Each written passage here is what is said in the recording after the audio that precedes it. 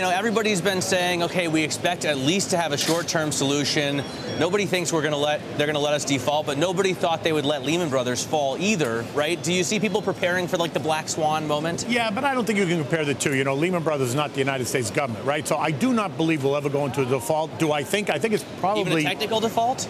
No, I don't think the U.S. will go into a technical default at all. I mean, could it happen? Sure. But do I think it's going to happen? No. Do I think we're going to lose a credit rating? Do I think we're going to, we be downgraded? I think that's a very real shot. But I also think that that's out there, that people have been talking about it. And almost the market is expecting that. Banks are already preparing for additional interest rate costs if we get that downgrade. UPS, look, you saw what UPS said today. They're even being cautious going forward because they're talking about what this debt...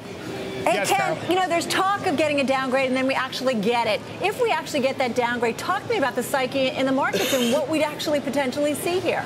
Well, you know what? I think you would get that knee-jerk reaction. Although the market, I think, is well prepared because we've been talking about it, so I think the market's semi-pricing it in. But I think when it actually happens, you will get that first panic trade. I think you will get the, a rush of sell. You'll get the market under pressure, and then I think it will stabilize. By no means do I think it's going to crash, but I do think that you will see the market. You'll get that initial rush until people really understand what that means. But today you're already talking about the banks preparing for that additional $100 billion interest rate in terms of interest rate cost to a downgrade. You see UPS making that statement about they're being concerned about what the future is going to look like if, in fact, we run into this debt ceiling downgrade situation. So there is a lot of caution. As much as I'd like to think that the market's pricing it in, it's not really pricing it in until it prices it in. You're starting to see a little frustration and a little bit of fear down here as well, although you don't see it really reflected in the numbers. Kenny, thanks for joining us. Ken Polcari from ICAP.